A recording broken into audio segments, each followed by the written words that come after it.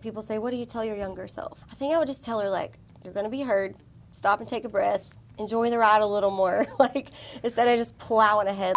Hey y'all, it's Miranda Lambert, and this is Billboard News.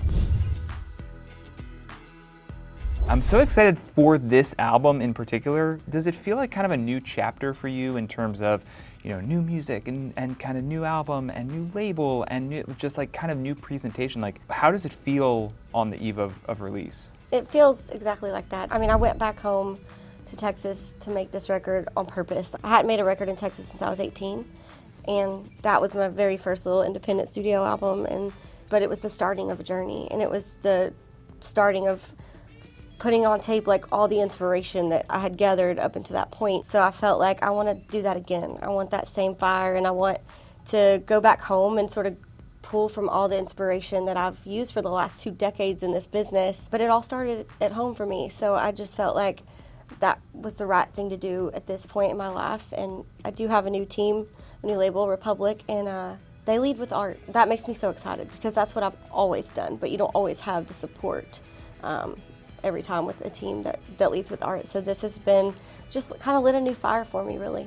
So what was the kind of aha moment where you said, you know what, Texas, like, let's go back to where it all started? Like, was that kind of a gradual decision, or was that like kind of a spark of like, oh, this should be it? It's going to be, you know, stories from my home state. Like, how did that all come together? It kind of was an aha moment. Also, I turned 40 in November, and my friend Gwen, she's been singing backup with me for 13 years. She was like, what do you want to do for your birthday? And I was like, I don't know. You know, she was like, where do you want to turn 40? Where do you want to start this whole new chapter in your 40s? She said, do you want to go to Texas? And I said, yeah, I'd like that to turn 40 at home. So we had my birthday party at Billy Bob's, Texas, which is like the biggest honky tonk in the world. I've been playing there for years. Grew up going to concerts there, so we did it on a Monday when they were closed. But I think that was sort of sparked something like, you know what? Maybe this is just a full circle time for me, especially artistically. I think maybe that was the beginning of the aha moment of like, I'm gonna go record in Texas, or at least try it and see what happens. So in terms of these songs, like they just, like I said, they're such a blast to listen to. It sounds like they were so much fun to write and put together these stories. I'm thinking about like Wrangler and Alimony and like all of these songs, especially in the first half of the album, it's just like biting and fun and just like very free. Like what was that songwriting process like? I pulled some songs from like old songs that I had kind of laying around and never really found their home. I also just reached out to all my friends. I mean, I live in Nashville, and I split time between Texas. I always say half my heart's in Texas, half's in Tennessee. But I have so many amazing friends that write songs every day. And so I reached out and was like, y'all send me some stuff. I'm inspired and I want to be inspired. And so I cut several outside songs on this record and then pulled some that I had written a while back and just didn't land anywhere yet.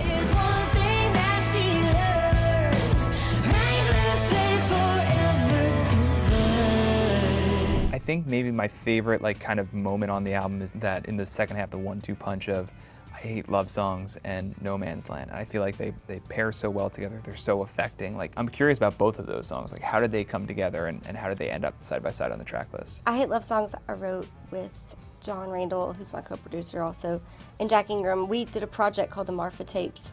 Yeah. Probably my favorite project I've ever been part of, where we just went out in the middle of West Texas. We had written songs out there for like 7 years, and we took one microphone and engineered and one take of everything. A shot of tequila and one take, and that was it. That was the record, and it was just really the most raw, organic project I've ever been part of. But one of the songs from one of those trips was I Hate Love Songs, and I think we wrote it like 6 years ago, but we just never kind of got to a place where I felt like I could put it on a record. And I knew we were always missing a gem, though. We'd always go back to it. Like, I was like, I should cut that song. And this record felt like the home for that song for sure. And writing it with those two fits right in the pocket of what I was trying to do. And No Man's Land I wrote with my friend Luke Dick. I call him my cosmic Okie friend because he's not of this world. He's insanely talented. He's from Oklahoma. He had that idea and he sent me he had a little rough idea of it. And I just thought, wow, what a beautiful sentiment, because that title could be taken so many ways. It didn't feel like a song that should be written from a warning standpoint. It was more of an invite to love me where I am and come with me. And while being wild, I can still love you and be in this. So it's one of my favorite songs on the record. A wide open world in your hands. She's no man's land. This record, to me, it just felt easy because all of the sounds that I love in a place that I love, and I'm inviting people to get a little taste of the country music that I grew up on, because there's so much of that on this record. Every year September I come back this way.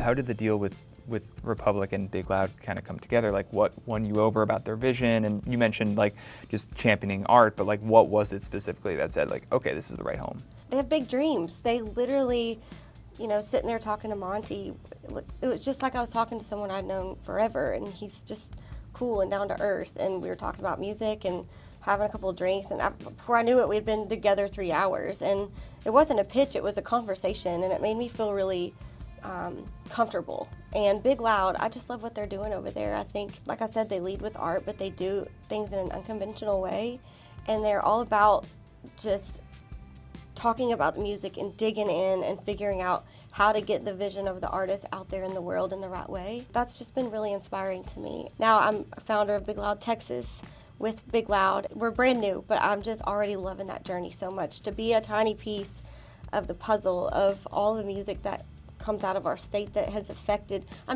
Willie Nelson's worldwide. He just happened to start in Texas, so if I could be a tiny part of that for our future artists, I'm so pumped about that. And I feel like my role in that is just to, I've lived a lot of it. So there's some things only artists know, like, what it feels like when your song finally goes #1, or when you're in the last day of August during festival season, you're like, I'm quitting, I can't do this anymore. It's like there's certain things that only we know how to speak to. And so I'm taking that really seriously. I love the song with Lainey. It feels like you guys have really developed like a really great like creative collaboration and friendship. Like how did she kind of come into your life and you guys started working together? I love her. I love watching her star rise and seeing her on her journey, and she's just so genuine and, I keep saying authentic, but that's what I'm drawn to. And I just texted her out of the blue, and it happened to be her birthday. I didn't know that at the time. It was like, I just love what you're doing, and I want to be your friend, and I want to hang out and collaborate, and that's exactly what we've done since then. That was almost 4 years ago, I think. So just proud of her, and Good Horses, what a great song. You just need to know. Good horses come home. It was such a collaborative effort. It feels like a little bit of all of our story, which is her and Luke Dick and I and my Cosmic Okie. Yeah, there you go. We were at my farm writing on the porch. I told Lainey, I said, we had planned to write, and I was really adamant about doing it at the farm, but my secret weapon was I wanted her to be able to rest, because I know the look, she's going 90 to nothing because it's all happening. Yeah. And so she got to the farm, and I said, first you're going to eat a cheeseburger, then you're going to take a nap, and then we can write a song. And that's exactly what happened. She just needed a little rest, and I could tell. And I think that's one reason we got Good Horses, is because she got to take a reprieve and a breath. I'm going to tell my boss, like, that's what I need to do before I start working. I need a cheeseburger. I need a nap. I'm going to take a nap. Yes. Then I'll see about what happens. That sounds wonderful. That's really cool. It must be so cool to see her, like, even the past, 6 months or so, she just keeps shooting up and up and up. Especially over the past 2 years, but, even it feels like a new album came out. It feels like she's just on, a rocket ship right now. Yeah, we need her. We need her in country music. She's going to be a staple for us, and I'm so proud that it's her. At Billboard just had the Songs of the Summer chart wrap up. For the second year in a row, the top 2 songs on the Songs of the Summer chart were country songs. And then we're in such a boom period right now for country music just crossing over into the mainstream and really feeling its presence just in all of popular music. What has it been like for you to experience? I feel like country has a lot of waves over the years. I'm lucky because I wrote it out, still here, but it's had a lot of changes, and right now feels like we are front and center in the world. Country music is a fun place to be, and people want to be part of it, and I don't care how people get here. I'm just glad they're here, and I'm glad that the music that I've loved and dedicated my life to is reaching a younger audience, a broader audience, a lot of overseas. I just feel like country music is shining its brightest light right now. I love seeing all the different kinds. I think it's fun. We've got something for everybody, and I think that's the cool part about it. Country radio is still so dynamic and still so important, but then you see like streaming playlists and there's just more, and including your songs, like you just see them rising higher and higher and getting millions and millions of streams. As a fan, it's been really cool to kind of see that gradual change. I'm really happy that there's so many ways to hear music now. I think that's a great thing. I mean, it's overwhelming at times as an artist of like, when am I supposed to, should I still make whole records? Like, I'm so romantic and old school about making an album, a project, you know, but I also know that like there's so many platforms to hear music, and the more the merrier, it seems like. That's also freeing. I'm getting used to the idea myself of like, let's just put it out there. I mean, like, I have so many different outlets with the Annie's or Marfa tapes or my song with Lainey or whatever it is, that it doesn't have to wait on a shelf until it's turned now. It just feels like there's music everywhere. Go listen, and that's awesome. You're absolutely right that people experience your music as like sit-down whole records. They also, I'm sure, experience it in 10-second clips on TikTok. I know, and that stresses me out. I'm like, well, dang it, why did I spend 3 minutes? I mean, why did I spend all that time writing 3-minute song and y'all are gonna listen to 10 seconds? Dang it. These kids these days, I get so like frustrated. But, I mean, don't get me wrong, Postcards from Texas is like 43 minutes long.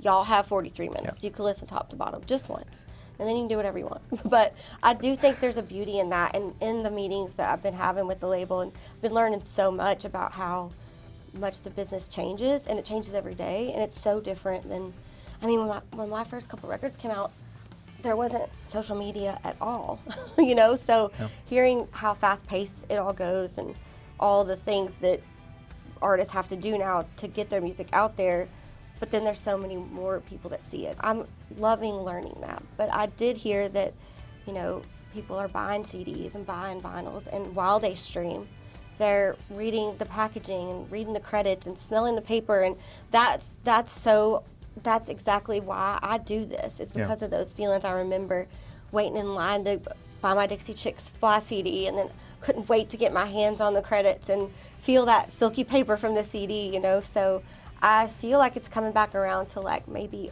all the ways to get music matter, because there is a physical touch element that's important too. You've talked about in the lead up to this album having something of a chip on your shoulder. To me, like, you are a capital G great artist with nothing to prove in terms of your legacy and what you've accomplished within and outside of country music. I was curious about just feeling like that, like feeling like you have a chip on your shoulder in terms of, is that, you know, starting with a new team and starting with a new perspective, or is that something that you always have entering a new era of just like, hey, I gotta shake people awake and like let them pay attention to this? I think it's less of a chip on my shoulder now. I mean, at 19 and 20, we all kind of have a chip on our shoulder, right? Like, we've got something to prove, and we're something to say, and we want to be heard. And, you know, I think I spent a little bit of my early career with like my chip on one shoulder and a heart on a sleeve, you know what I mean? But I think that's part of being in your 20s and being an artist, and or starting your career, of any career, like really wanting to put your stake in the ground. But I think now I'm open. I have accomplished a lot of the stuff that I set out to do, but I still feel like I have so far to go. But I don't think I have to, you know, people say, what do you tell your younger self? And it's like, I think I would just tell her, like, you're gonna be heard, stop and take a breath, enjoy the ride a little more, like, instead of just plowing ahead. Like, but I'm still a horse with blinders in a lot of ways, you know. I still just kind of make sure that I don't compare to what other people's journeys are or what other people are doing. I have to stay true to my heart and my gut on my path in my career and what I'm supposed to still be chasing. But it's less chippy than it used to be. Okay, that's good. But I still have revenge songs on this record. So, I mean, it's still there enough, you know. That's very much a core part of who I am. So I won't lose it ever. I love that. Well, Miranda, this has been awesome. Congrats on Postcards from Texas and everything. Like, I can't wait to see what the reaction is to this album and just what people gravitate toward and what you do next. Well, thank you so much. Appreciate it. Yeah.